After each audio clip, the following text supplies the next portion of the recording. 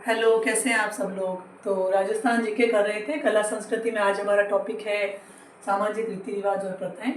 तो आज हम विवाह संबंधी और मृत्यु संबंधी कुछ प्रथाएं करेंगे। तो पहला होता है पहली रीति रिवाज में है पहला सगाई। सगाई एक तरह से रिंग सेरेमनी होती है, जो सभी को पता है इस बारे में। अंगूठी पहनाई जाती है, लड़का और लड़की एक दूसरे को, एक समारोह किया जाता है बड़ा। टीका क्या होता है? टीका में लड़के को लड़की की तरफ से कुछ धनराशि और भेंट स्वरूप कुछ दिया जाता है, तो टीका होता है। उसके तिलक का एक समारोह होता है जिसमें कुछ उपहार दिए जाते हैं लड़के को। कुमकुम पत्रिका क्या होती है? शादी से पूर्व जो शादी का कार्ड छपवाया जाता है। मोस्टली सबसे पहले गणेश मंदिर में वो कार्ड पहुंचाया जाता है, जिसे गणेश जी को न्योतना बोला जाता है। कुमकुम पत्रिका होती है।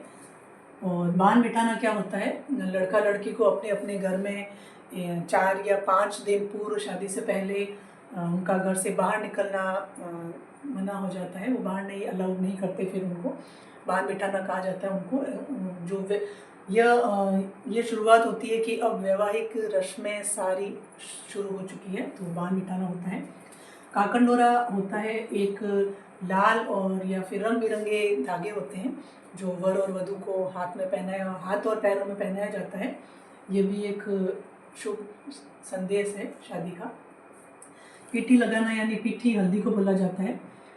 जो घर के सारे रिश्तेदार होते हैं शादी में आने वाले समारोह में, वो हल्दी लगाते हैं लड़का लड़की को, तो ये भी एक रिवाज है। मायरा क्या होता है? मायरा में जो लड़का और लड़की के पक्ष में उनके मोस्टली जो लड़का लड़की की जो माता होती है, उनके पीहर से उनके लिए कुछ कपड़े और कुछ धनराशि, सोना चांदी, कुछ रकम, ऐसा कुछ आता है। वो एक तरह से भेंट होती है बहन के लिए भाइयों की तरफ से, या पिता का बेटी को। तो ये मायरा होता है। बरी पड़ला क्या होता है? बरी पड़ला लड़के की तरफ से लड़की के लिए, उसके लिए शादी की पोशाक और कुछ चूड़ा और कुछ ज्वेलरी, ऐसा कुछ आता है, तो बरी पड़ला कहा जाता है उसको। कुछ मेवे और फल फ्रूट्स, ऐसा कुछ सारा कुछ होता है उसमें।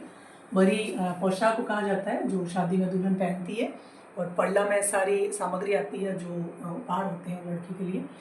बिंदोली क्या होती है? लड़का लड़की की जो शादी से एक दिन पूर्व बड़ी धूमधाम से उन्हें घोड़ी पर बिठाकर पूरे गांव में घुमाया जाता है, गांव या शहर में, तो बिंदोली होती है, उसे बिंदोली कहा जाता है। सारे रिश्तेदार उसमें शामिल होते हैं।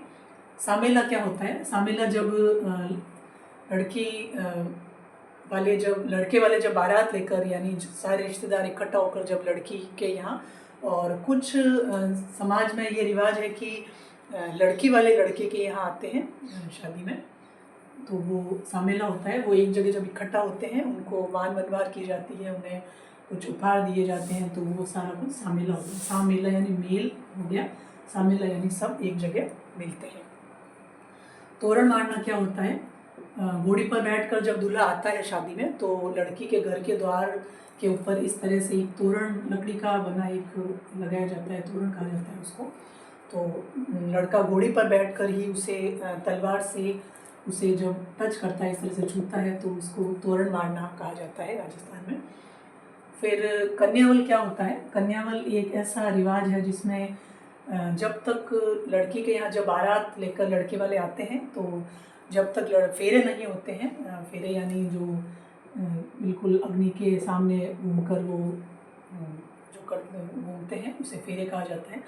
तो जब तक ये फेरे पूर्ण नहीं हो जाते, रात के चाहे 12 बजे, 1 बजे, 2 बजे, तब तक वो कुछ खाते नहीं है लड़की के रिश्तेदार, तो उसे कन्यावल करना कहते हैं। और फेरे मैंने बता ही दिया, जो अग्नि के चारों ओर, ये पता है सामान्यतः सबको फेरे क्या होते हैं। और ये कुछ बढ़ा, रंग भरी, और इस तरह से ये मौसर, बखेर, ये हमको नहीं पता है। नहीं तो राजस्थान में मोस्टली जो मैंने बताया है, बाहन बिठाना, बिंदोली, ये सीख क्या होती है, रंग भरी क्या होती है, ये सभी को पता होता है। तो फिर आता है कि बढ़ार क्या होता है? बढ़ार में जो शादी के समय जो भोज दिया जाता है सभी रिश्तेदारों को, बारातियों को, उसे बढ़ार कहा जाता है। तो एक इनमें आपको डिफरेंस याद रखना है कि मृत्यु का जो भोज होता है वो मौसर होता है, और शादी समारोह का जो भोज होता है वो बढ़ार होता है। ये इंपॉर्टेंट है, ये आता भी है क्वेश्चन में बहुत बार। रंग भरी क्या होता है कि जब शादी हो गई, सब कुछ समारोह खत्म हो चुका है और अब लड़के वाले को फिर से अपने घर पर जाना है, तो उन्हें एक तरह से उन्हें रवाना किया जाता है और उन्हें वही कुछ भेंट दी जाती है, उपहार दिए जाते हैं और उन्हें कुछ रुपए दिए जाते हैं, ऐसा कुछ रिवाज होता है लिफाफे में डालकर। तो रंग भरी करना कहते हैं। मिलनी होती है कि अब आप सब समारोह खत्म हो चुका है, अब आप वापस से रवाना हो जाइए।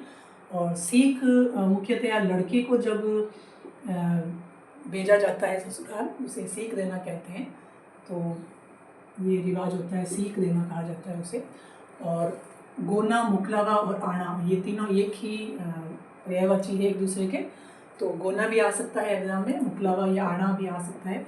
ये होता है कि पहली बार जब लड़की को अपने ससुराल भेजा जाता है शादी के बाद, तो वो गोना, मुकलावा या आना कहा जाता है। तो ये विवाह संबंधी कुछ रीति रिवाज है। अब मृत्यु संबंधी देखेंगे हम। तो मृत्यु में सबसे पहले आएगा अंत्येष्टि। क्या होता है अंत्येष्टि? यानी मृत्यु के बाद जब जो भी रिवाज किए जाते हैं मृत्यु होने के बाद, वो अंत्येष्टि होता है। मृत्यु के बाद होता है अंत्येष्टि। और वैकुंठी क्या होता है? कुछ समाज में ऐसा होता है कि जो मरने के बाद व्यक्ति को मतलब बिठा कर इस तरह से एक लकड़ी का एक बनाया जाता है और उसमें बिठा कर उसको दाह संस्कार के लिए उसकी यात्रा निकाली जाती है, तो वो वैकुंठी कहा जाता है। बखेर क्या होता है? जब ये जो शव यात्रा जब चल रही होती है, तो उसमें क्या रिवाज होता है कि सिक्के उछाले जाते हैं, ऐसा रिवाज होता है। तो बखेर ऐसे याद रखा जा सकता है कि बखेर यानी बिखेरना, सिक्कों को बिखेरना। जो यात्रा चलती है शव यात्रा, उसमें बखेर किया जाता है। लापा या दाह संस्कार वही होता है कि जब मुखाग्नि दी जाती है, अग्नि लगाई जाती है, तो वो लापा या दाह संस्कार करना कहा जाता है शव को। और फूल चुनना होता है कि जब दाह संस्कार हो चुका है और उसके 3 दिन बाद जो शव की जो अस्थियों को लिया जाता है, एक जगह एकत्रित किया जाता है। इस तरह से कोई मटकी होती है, उसमें डाल दिया जाता है और फिर उनको फूल कहा जाता है। जो अस्थियाँ होती हैं उनको फूल कहा जाता है। तो इन फूल को पधराना यानी उनको फिर से किसी पवित्र नदी में, गंगा में या राजस्थान में पुष्कर में ऐसे उनको उसमें प्रवाहित किया जाता है। तो उस प्रवाहित करने को फूल पधराना कहा जाता है। मौसर क्या होता है? मौसर होता है जो मृत्यु भोज होता है 12वें दिन या 11वें दिन मृत्यु के बाद, तो वो मौसर होता है। और पगड़ी बंधई पगड़ी बंधई कहा जाता है राजस्थानी में। उसमें मृत्यु के बाद व्यक्ति का जो ज्येष्ठ पुत्र होता है, उसके द्वारा एक रस्म की जाती है कि उसे सब समाज के लोग एक जगह इकट्ठा होंगे और एक पगड़ी बांधी जाएगी उसको कि अब आप उत्तराधिकारी हो। इस तरह से एक रस्म होती है, तो वो पगड़ी बंधई कहा जाता है उसे। श्राद्ध क्या होता है? श्राद्ध मतलब जैसे मृत्यु के बाद प्रति वर्ष ये आश्विन की भाद्र की पूर्णिमा से लेकर आश्विन की अमावस्या तक का जो समय आता है, तो मृत्यु की जो भी तिथि आती है, उस तिथि एकम, दूज, नवमी, अष्टमी जो भी तिथि आती है, उस दिन ब्राह्मणों को या रिश्तेदारों को, कई जगह कन्याओं को भोज कराया जाता है, खाना खिलाया जाता है, तो उसे श्राद्ध कहा जाता है।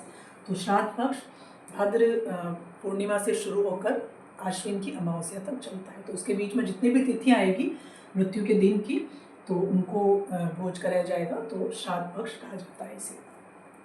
ओक मानना क्या होता है? ओक का तात्पर्य यह होता है कि अगर किसी त्यौहार के दिन व्यक्ति की, घर के परिवार के सदस्य की अगर मृत्यु हो गई है, तो परिवार में ओक हो जाएगी उस दिन की, यानी वो त्यौहार अब से नहीं मनाया जाएगा। तो ये बहुत ही दुखद बात होती है कि अगर त्यौहार खुशियों का दिन है, उस वक्त अगर किसी की मृत्यु हो जाए तो वो त्यौहार नहीं मनाया जाएगा, तो इसे ओक कहा जाता है। तो आज हमने विवाह के और मृत्यु के कुछ रिवाज प्रथाएं देखी।